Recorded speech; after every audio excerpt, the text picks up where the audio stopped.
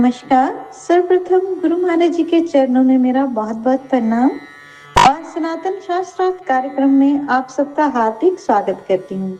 श्रोताओं, मानदेय जी के प्रश्न कि वेद पूर्ण ब्रह्म को सृष्टि का स्रोत बताते हैं और कहते हैं कि कंपन अस्तित्व में आया, जबकि विष्णु पुराण कमल और ब्रह्म का वर्णन करते हैं।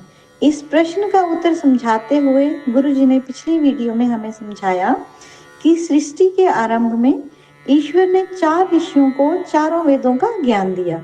ये सृष्टि अनंत बार बन चुकी है और बिगड़ चुकी है और इसमें केवल एकमात्र ईश्वर ही सत्य है, जो पहले भी था, अब भी है और आगे आने वाली सृष्टियों में भी रहेगा, जो ना बनता है और ना बिगड़ता है। तो आइए इस वीडियो के अगले भाग को सुनते हैं। 1/7 प्रत्यक्ष प्रमाण को मानो, झूठी बातों पे मत ध्यान दो। छोटी सी बात बताता हूँ मैं तो प्रमाण जरा उदाहरण देकर कि मैं आपसे किसी से पूछता हूँ, आपके पास जेब में 100 रुपये हैं? आप कहोगे जी हाँ। अब प्रमाण तो है नहीं, हाँ कह दी। अगला कहेगा विद्वान, अच्छा प्रमाण दो कि तुम्हारी जेब में 100 रुपये हैं, निकाल के दिखाओ। और निकाला और ये 100 रुपये दे दिए, दिखा दिए। तो विद्वान कहेगा बिल्कुल ठीक है, रख लो वापस जेब में। आपने प्रमाण दे दिया, प्रत्यक्ष प्रमाण दे दिया कि आपकी जेब में 100 रुपये हैं। एक तो इसको प्रमाण बोलते हैं। बेकार की बातों को प्रमाण नहीं बोलते कि जी मेरे तो महल भी हैं, मेरे तो हेलीकॉप्टर भी हैं, मेरे तो वायुयान भी है, मेरे पास कितने नौकर काम करते हैं, मेरे कितने महल हैं। ये बेकार की बातें नहीं होती। प्रत्यक्ष में प्रमाण दो। अच्छा, अब दूसरा है अनुमान प्रमाण। मैंने बहुत किताबों में लिखा है ये प्रमाण तीनों कि भी इन पे विचार करो ना। जो सत्य असत्य का निर्णय दे रहे हैं, तुम अपनी बुद्धियों से विचार कर रहे हो जी हम तो इसको मानते हैं, हम उसको मानते हैं, हम उसको मानते हैं। ईश्वर किसको मानता है वो सोचो। जिसने ईश्वर का साक्षात्कार किया है उनसे पूछो कि तुम किसको मानते हो, तुमने किसको माना जो तुम्हारी ऐसी अवस्था आ गई। तो दूसरा प्रमाण है अनुमान प्रमाण। अनुमान प्रमाण में तो इस सृष्टि का बड़ा अच्छा प्रमाण है कि है कोई बताने वाला इस सृष्टि पे अब कि ये सृष्टि किसी साइंटिस्ट ने बनाई हो, किसी आदमी ने बनाई हो, किसी नारी ने बनाई हो, बहुत पढ़े लिखे आदमी ने बनाई हो, हैं? कोई नहीं कहेगा नहीं जी आदमी तो नहीं बना सकता ये।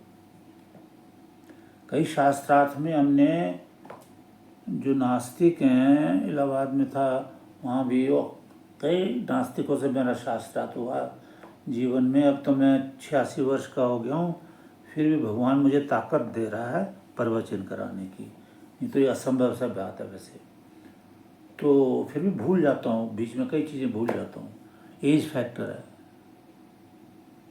तो वहाँ भी मैंने कहा अच्छा तुम भगवान को नहीं मानते तो इस सृष्टि किसने बनाई है। और अमरूद लगा था वहाँ, पत्ता तोड़ा, ये ऐसा अमरूद का पत्ता बना दो। कोई दुनिया में ढूंढो इसको कि ओरिजिनल चाहिए, मिट्टी शिट्टी के बने केले फेले नहीं चाहिए, ये ओरिजिनल चाहिए ऐसा पत्ता। या गेहूं की खेती खड़ी कर दे, गेहूं के बीज बना दे अपने। तो अनुमान प्रमाण में ये लगता है कि सृष्टि किसने बनाई, मनुष्य ने नहीं बनाई। कोई चित्रकार के बिना चित्र नहीं बनता। मिस्त्री, मजदूर और जो मसाला वगैरह चीज़ें चाहिए, उसके बिना ईंटें भी पड़ी रहेंगी, सब कुछ पड़ा रहेगा, कुछ नहीं बनेगा जब तक मिस्त्री नहीं आएंगी, चेतन तत्व। मजदूर नहीं काम करेंगे, सामग्रियां नहीं आएंगी, उसके बिना मकान खड़ा नहीं होगा। तो इस सृष्टि को बनाने के लिए जो सामग्री आई, पानी के लिए आई H2O वगैरह, और वायुमंडल बना, अंतरिक्ष बना, द्युलोक बना, सूरज चांद सितारे, धरती बनी, और बिना उसके घूम रही है। घूमती धरा को किसने अंतरिक्ष में स्थिर किया? किसने किया? स्तंभ से रहित गगन में सूर्य को खड़ा किया।